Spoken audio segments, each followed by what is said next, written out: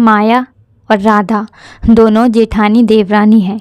माया नौकरी करती थी और राधा घर संभालती थी। सारा परिवार सुख से रहता है। सास, ससुर और दोनों के 2 बच्चे हैं। कुल 10 लोगों का परिवार है। बहुत सालों बाद दोनों की बुआ सास कुछ दिन के लिए वहाँ रहने आईं। सुबह बुआ जी उठी तो उन्होंने देखा माया जल्दी जल्दी अपने काम निपटा रही थी और राधा ने सबका नाश्ता टिफ़िन बनाया, जिसे माया ने सबको परोसा। टिफ़िन पैक किया और चली गई ऑफिस। राधा ने फिर दोपहर का खाना बनाया और बैठ गई थोड़ा सास और बुआ सास के पास। बुआ जी से रहा नहीं गया और वह बोल पड़ी, छोटी बहू, तेरी जिठानी तुझ पर अच्छा हुक्म चलाती है। सुबह से देख रही हूँ रसोई घर में तू लगी है और वो महारानी दिखावा करने के लिए सबको नाश्ता परोस रही थी, जैसे उसी ने बनाया हो। राधा और सास ने एक दूसरे को देखा। राधा बोली, नहीं बुआ जी, ऐसी कोई बात नहीं है। बुआ जी बोली, तू बहुत भोली है, पर मैं सब समझती हूँ। राधा से अब रहा नहीं गया और वह बोली, बुआ जी, आपको माया दीदी का बाकी सबको नाश्ता परोस न दिखा। शायद ये नहीं दिखा कि उन्होंने मुझे भी सबके साथ नाश्ता करवाया, मुझे डांट कर पहले चाय पिलाई, नहीं तो सबको खिलाकर, और टिफ़िन पैक करने में मेरा नाश्ता तो कब का ठंडा हो चुका होता। मैं खाती ही नहीं। दीदी सुबह उठकर मंदिर की सफाई करके फूल सजा कर रखती हैं, तो मम्मी जी को पूजा करने में अच्छा लगता है। मैं तो नहाकर आते ही रसोई में घुस जाती हूँ।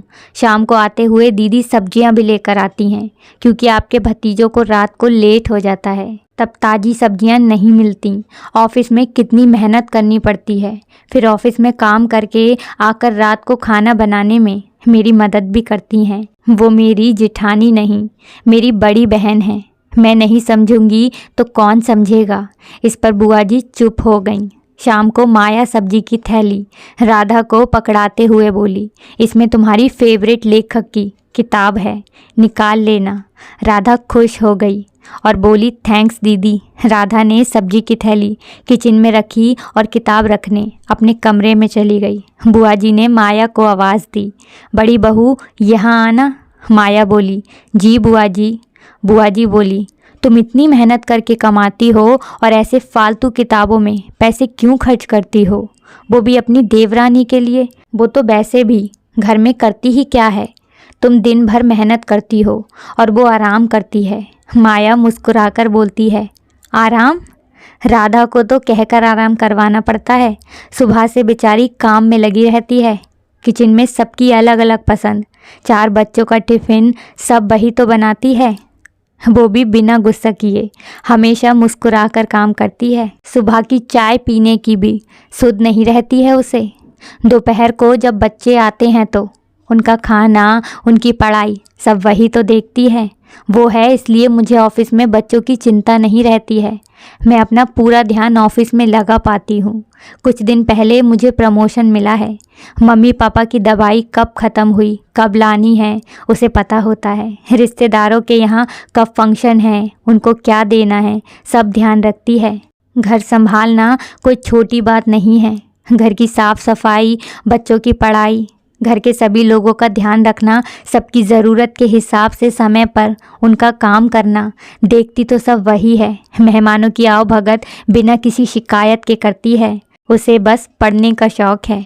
फिर मैं अपनी छोटी बहन की छोटी सी इच्छा पूरी नहीं करूँगी तो कौन करेगा। बुआ जी की बोलती तो फिर से बंद हो गई। माया वहाँ से उठकर चली गई। ये सारी बात सास पूजा करते हुए सुन रही थी। बुआ जी के पास आकर बोली, जीजी, ये दोनों देवरानी जिठानी सगी बहन जैसी हैं और एक दूसरे का अधूरापन पूरा करती हैं। मेरे घर की मजबूत नींव हैं ये दोनों, जिसे हिलाना नामुमकिन है। ऐसी बातें तो कई लोगों ने दोनों को पढ़ाना चाहिए, पर मजाल है दोनों ने सामने वाले की बोलती न बंद की हो। और सास मुस्कुरा दी। बुआ जी की बोलती अब पूरी तरह बंद हो गई। देवरानी जिठानी का रिश्ता तो होता ही ऐसा है।